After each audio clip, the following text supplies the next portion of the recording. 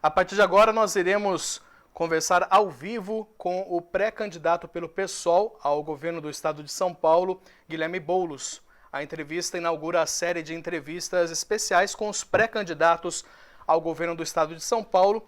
Participa também conosco dessa entrevista o jornalista José Guilherme Ferreira. Boulos, um prazer enorme tê-lo aqui ao vivo conosco no portal da SP Rio Mais. Seja muito bem-vindo. Bom dia.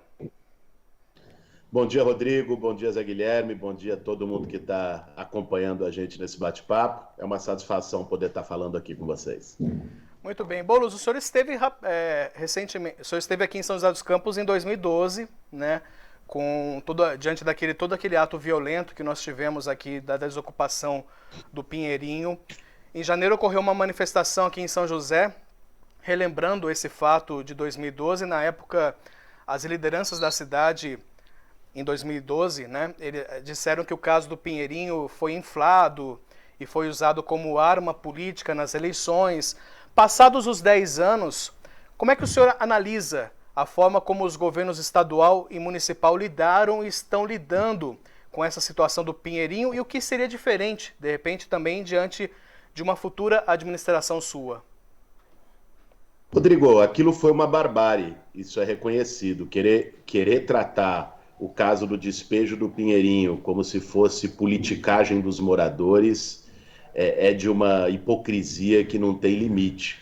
Ali foi uma barbárie e teve responsáveis, né? Foi o então prefeito Eduardo Cury, o então governador Geraldo Alckmin, né? A juíza, que agora me fugiu o nome, de São José dos Campos, que atuaram de uma forma intransigente para defender os interesses do senhor Nagy Narras.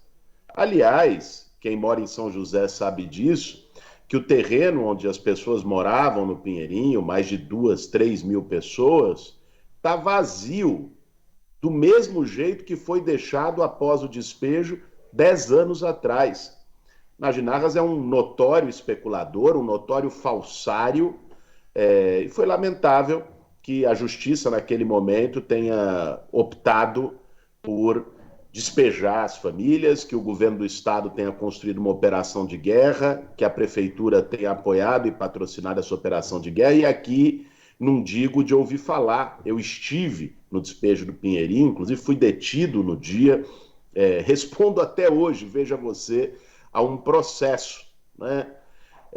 Processo judicial nunca é uma coisa boa, mas tem aqueles que a gente se orgulha. Eu me orgulho de ter estado ao lado dos moradores do Pinheirinho em São José dos Campos. Para mim é o lado certo da história. Presenciei cenas muito tristes que não gostaria de voltar a ver. Em relação ao que poderia ser feito para que se evite cenas como essas, Rodrigo, nós precisamos ter uma política de prevenção de despejos forçados, de regularização fundiária e uma política habitacional ousada no estado de São Paulo. Nós temos aqui no estado mais de 1 milhão de famílias que compõem o déficit habitacional, ou seja, famílias que não têm moradia digna, né? Estão morando de favor na casa de um parente, estão morando num barraco, estão morando numa encosta, ou todo fim do mês comprometem 60%, 70% da sua renda familiar pagando aluguel. É uma escolha entre pagar aluguel ou comer. E o instrumento que São Paulo tinha para fazer política habitacional, que é o CDHU, foi extinto. Veja você, extinto pelo governo João Dória. Então, nós precisamos retomar uma política habitacional com investimento público, né, para atender aqueles que mais precisam. São centenas de milhares de pessoas, mais de 1 milhão de pessoas no estado de São Paulo que estão numa situação precária de moradia. O estado não pode lavar as mãos, ou pior, tratar isso como se fosse caso de polícia. Olá, bom dia, né? Eu queria fazer 2 questões ligadas ainda ao problema habitacional, né? Quem anda por São Paulo, pela capital, vê um cenário apocalíptico ali de gente na rua, né? Nunca se teve uma coisa tão gritante como agora, né? A gente tem dados da própria prefeitura, que certamente são menores do que a realidade, mas que dão uma dimensão da coisa. Quer dizer, em 2 anos, houve um crescimento de mais de 31% do número de moradores de rua, né? Eu tenho aqui passando de 24 mil e pouco para 31 mil e pouco. Como eu já disse, esses números sempre são os números oficiais, mas eles estão dando uma, vamos dizer, a medida dessa evolução da precariedade, né? Eu queria saber o seguinte: os programas de moradia oficiais, você já disse que o CDHU já foi extinto, mas o governo Lula iniciou o Minha Casa Minha Vida e agora o governo Bolsonaro tentou pegar carona nesse programa, mas a gente pode dizer que esses programas fracassaram? Veja só, Zé Guilherme. Primeiro, o caso da população em situação de rua, que é um drama, é uma crise humanitária que a gente vive hoje em São Paulo, esse caso tem que ter uma política própria. Uma coisa é você fazer política de habitação de forma geral, né, para milhões de pessoas que precisam. Outra coisa é você ter uma política emergencial para dar alternativa às pessoas que estão debaixo de uma ponte, que estão jogadas numa calçada, que estão relegadas a um estado de desumanidade. É lamentável que na cidade mais rica da América Latina, que é São Paulo, a gente tenha hoje, segundo os dados oficiais, como você bem lembrou, mais de 30 mil pessoas morando nas ruas. É uma cidade. Zé Guilherme, boa parte das cidades do Brasil não tem 30 mil habitantes. Em São Paulo nós temos 30 mil sem tetos. E essa não é uma exclusividade da capital, infelizmente. Eu andei muito pelo interior nos últimos meses e tenho visto nas médias e grandes cidades do interior também o aumento da população em situação de rua. Isso tem acontecido porque os programas habitacionais foram extintos no Brasil. Isso tem acontecido pelo aumento da crise econômica. As pessoas estão desempregadas. Uma família ainda conseguia pagar um aluguel, perdeu o emprego e foi para a rua. O que a gente tem visto, inclusive, é famílias inteiras na rua. Às vezes com os seus móveis, com o seu sofá, com o seu armário, né, empilhados debaixo de um viaduto. Qual é a alternativa para isso? Nós fizemos um estudo, uma pesquisa intensa e a elaboração de uma proposta quando eu fui candidato a prefeito aqui da capital em 2020. Essa alternativa ela precisa ser em 2 tempos. Primeiro, você acolher essas pessoas, não em albergues. Os abrigos que se tem hoje são uma vergonha. Você entulha gente pior do que se fosse bicho, em uma situação precária, separando famílias entre si, separando o marido da mulher. Não pode levar a carroça, que muitas vezes é um instrumento de trabalho, para catar uma reciclagem e ganhar alguma coisa. Então, nós temos que viabilizar casas solidárias, que são espaços que o poder público fomente, com acompanhamento de assistente social, de psicólogo, com um número menor de pessoas, onde essas pessoas vão ser acolhidas num primeiro momento. A partir das casas solidárias, você cria a oportunidade de frentes de trabalho. Veja quantas cidades, né, do estado de São Paulo estão largadas. Falta zeladoria, falta pequenas obras de infraestrutura, né? Você contratar uma mão de obra que estava em situação de rua, né, dá dignidade, oportunidade para essas pessoas, você vai criar também a porta de saída para que essa pessoa depois seja atendida sim por um programa habitacional. Essa é a política que nós defendemos para a população em situação de rua.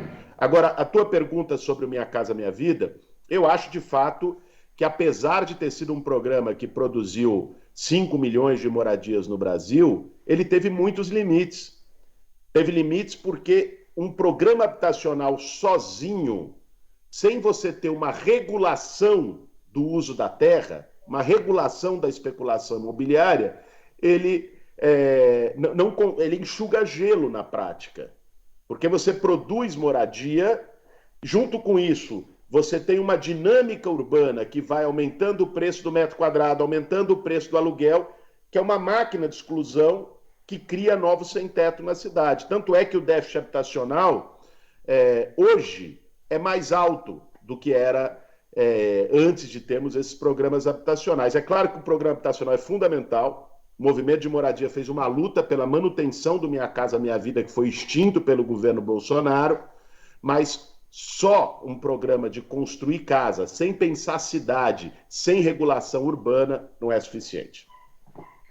A segunda questão também dessa área, aproveitando o gancho aí da tragédia lá no Rio, onde a gente viu ali ocupação de encostas, né?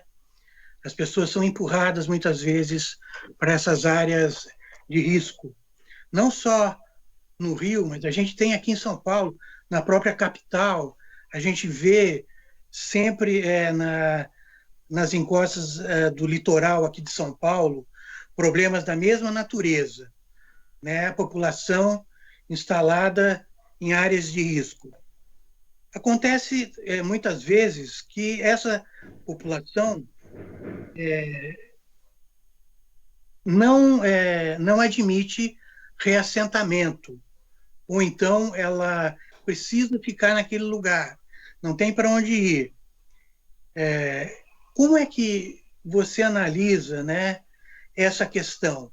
As pessoas estão numa área de risco, precisam ser retiradas, mas há uma resistência natural de sobrevivência. E isso também vale para a população de rua, sabe? Aqui em São José, a gente sabe que existe uma secretaria de apoio social que não consegue atender essas pessoas que preferem ficar na rua. Queria que você analisasse essa resistência à saída das encostas e a própria resistência em sair das ruas.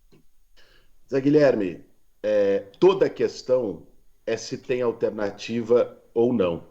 Eu estou há 20 anos atuando na luta por moradia. Eu nunca vi nenhuma pessoa que se recusou a sair da rua se desse uma alternativa digna para ela.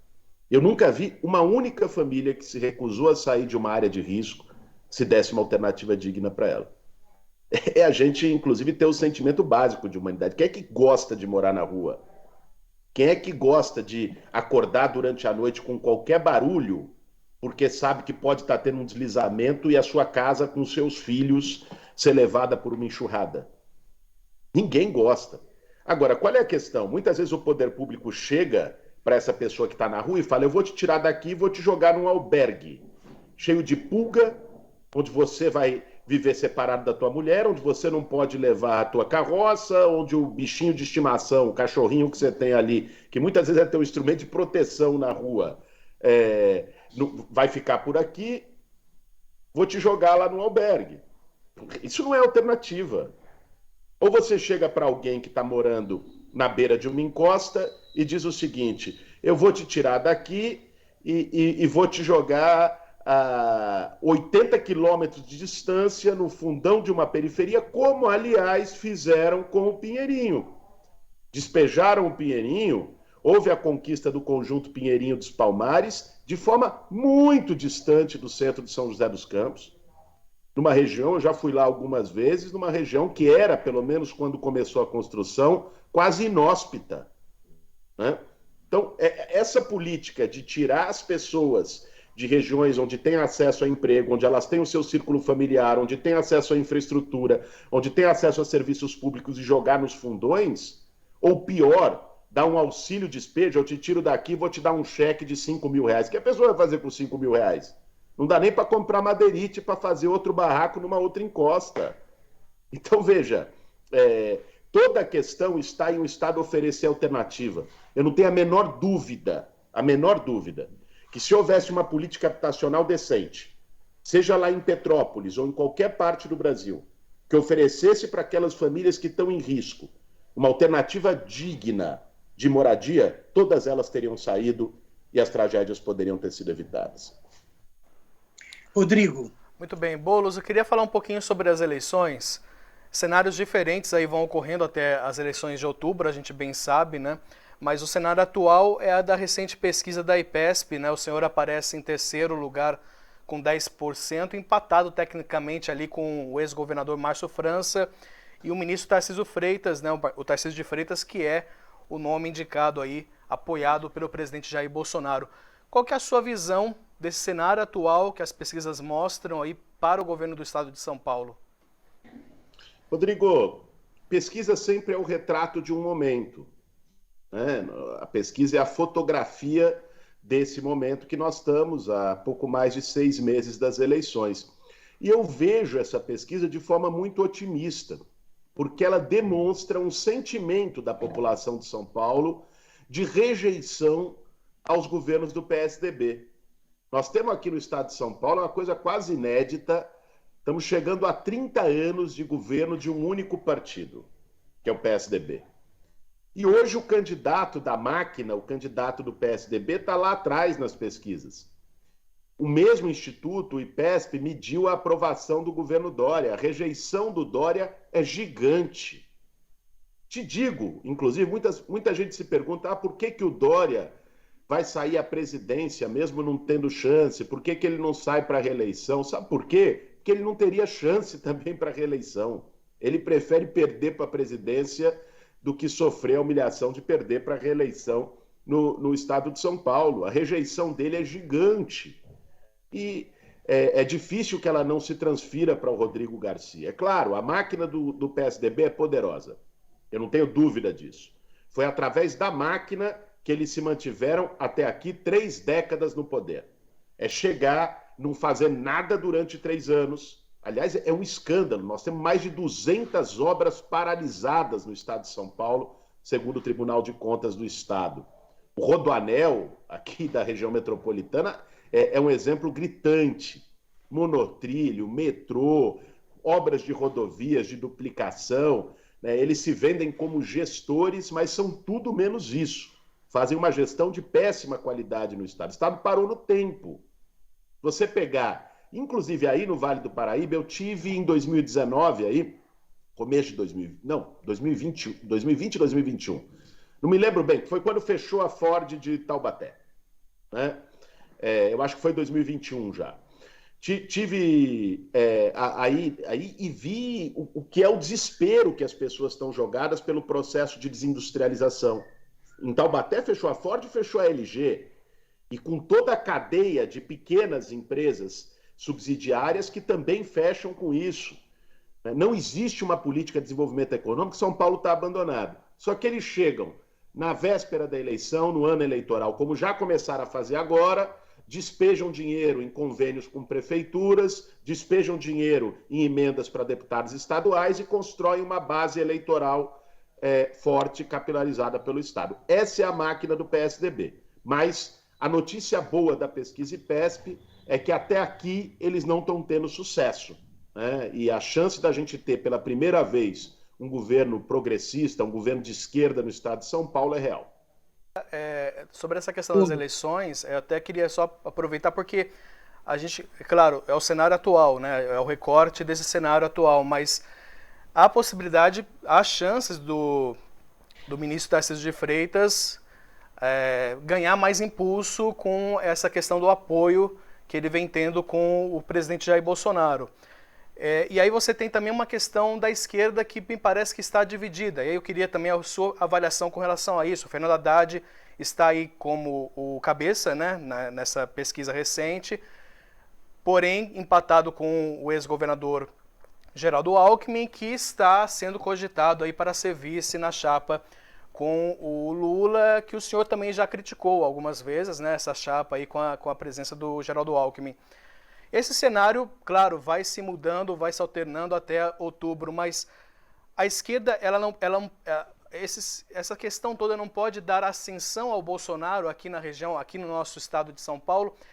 É a possibilidade de repente, com o enfraquecimento da esquerda, dessa divisão, o governo de Bolsonaro, né, o eleito ali, aquele que está sendo, né, indicado pelo Bolsonaro, crescer nas pesquisas e ganhar mais status, ganhar mais força aqui no estado de São Paulo?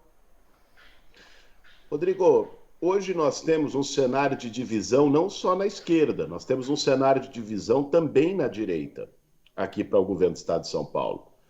Então você tem na direita o Tarcísio representando o Bolsonaro, o Rodrigo Garcia, que deve assumir o governo em abril, que representa essa continuidade tucana.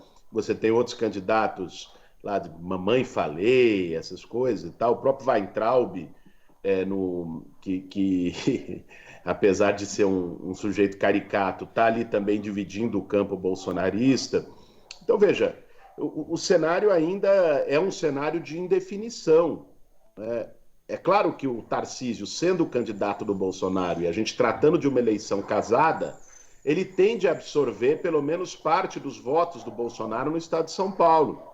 Agora, o Bolsonaro está perdendo no estado de São Paulo. O Lula está na frente do Bolsonaro no estado de São Paulo. Então, eu acho que ainda tem muita água para rolar, não dá para aqui ser mãe de Ná de pesquisa, sair fazendo previsões sobre o processo eleitoral, mas o que eu acho que a gente precisa destacar dessa fotografia do momento é que pela primeira vez nós temos condições de derrotar a hegemonia tucana no estado de São Paulo. Eu espero que a gente consiga avançar num processo de unidade da esquerda, de unidade do campo progressista. Desde o princípio, nossa candidatura buscou trabalhar para isso, né? Se não for possível uma unidade no primeiro turno, ao menos um compromisso de unidade no segundo turno, para que a gente derrote tanto os tucanos quanto o bolsonarismo no estado de São Paulo. Nesse cenário está faltando uma peça que eu queria acrescentar. Recentemente, o prefeito de São José dos Campos se filiou ao partido do Kassab e deve ser, ao que tudo indica, deve ser o candidato do BSD ao governo de São Paulo também. E ele leva, de alguma maneira, uma avaliação positiva da população para esse confronto. Ele que se desentendeu, principalmente com o governador João Dória, vai trazer para essa campanha o legado dele dessa questão da cidade tecnológica, né, que ele investiu bastante nos últimos anos. Eu queria saber se você tem acompanhado essa peça diferente aí no quadro eleitoral e como você avalia. Eu tenho acompanhado sim, Zé Guilherme, me parece, pelas conversas que tenho tido, pelo que tenho ouvido nos bastidores políticos, que de fato o Felício Ramute deve ser candidato ao governo do estado de São Paulo pelo PSD. Isso eu acho, enfim, eu não tenho propriedade para fazer um julgamento sobre o governo dele aí em São José dos Campos. Não o conheço pessoalmente e não conheço com detalhe suficiente a gestão dele. Agora, isso é mais um elemento, se a gente pensar o xadrez eleitoral, isso é mais um elemento da divisão do campo de, vamos chamar, centro-direita e direita no estado de São Paulo. O Felício Ramute, de quem que ele tira voto? Vamos pensar pragmaticamente. Ele tira voto no Rodrigo Garcia. Ele tira voto, eventualmente, do Tarcísio Freitas. Então, isso também congestiona mais o lado da direita nas eleições. Por isso, nós temos um cenário ainda de muita indefinição, mas que eu vejo com otimismo. Né? Vejo uma perspectiva que nunca houve. Se nós olharmos, inclusive, desde a redemocratização, eu não tenho notícia de que há 6 meses das eleições estaduais, em algum momento, a esquerda, somados todos os candidatos da esquerda, estivesse liderando com folga a corrida para o governo do estado de São Paulo. Boulos, só para a gente finalizar, o senhor, como já disse, o senhor já declarou várias vezes que seria contrário ou teria alguma indisposição com relação a essa chapa Alckmin e Lula. Se consolidando essa chapa, o PSOL, o senhor como candidato também estará apoiando, estará junto com o presidente Lula? E uma segunda pergunta que eu queria engatar também aqui nesse finalzinho. também há boatos, enfim, de que o senhor possa se candidatar a deputado, deixando apenas, então, Fernando Haddad para ser o candidato da esquerda aqui no governo do estado de São Paulo. Como é que está a sua situação, como é que está o seu cenário atual nessa candidatura aqui no governo do estado? Bom, Rodrigo, eu começo por essa segunda pergunta. Eu sou pré-candidato ao governo do estado de São Paulo pelo PSOL.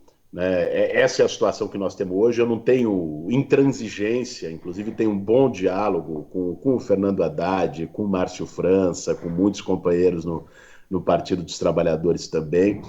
Mas nesse momento eu sou candidato, pré-candidato ao governo do estado de São Paulo pelo PSOL. Né?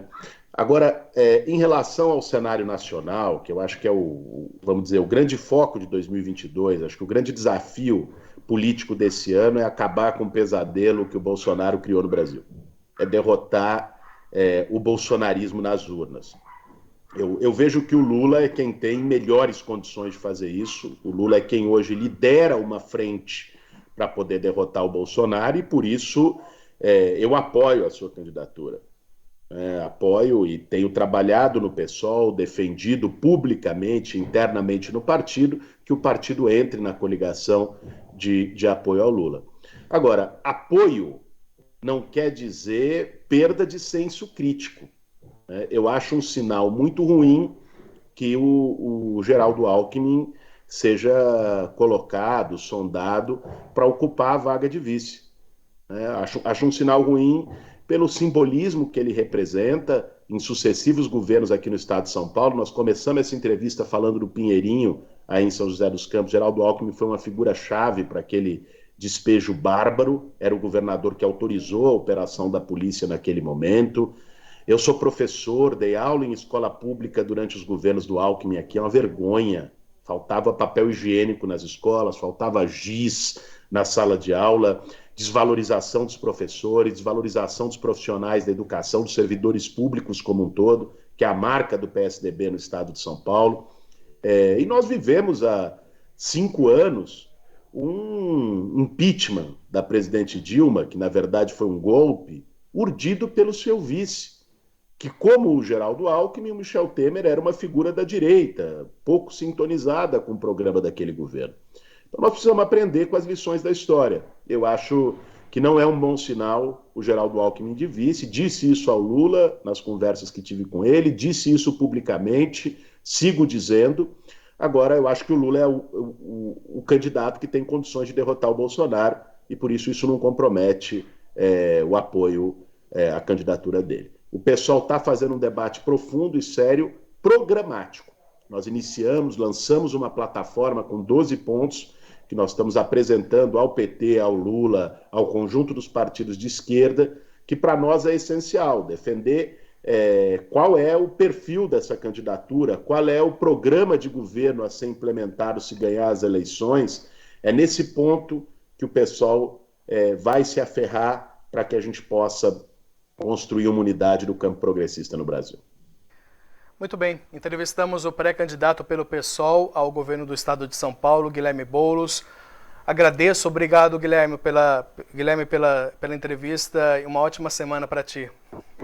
Eu que agradeço, Rodrigo, Zé Guilherme, a todo mundo que acompanhou a gente aí no SP Rio Mais, nas redes sociais do Vale, enfim, em todas as redes. Uma satisfação falar com vocês, desejo uma boa semana para todo mundo que nos assistiu. Forte abraço.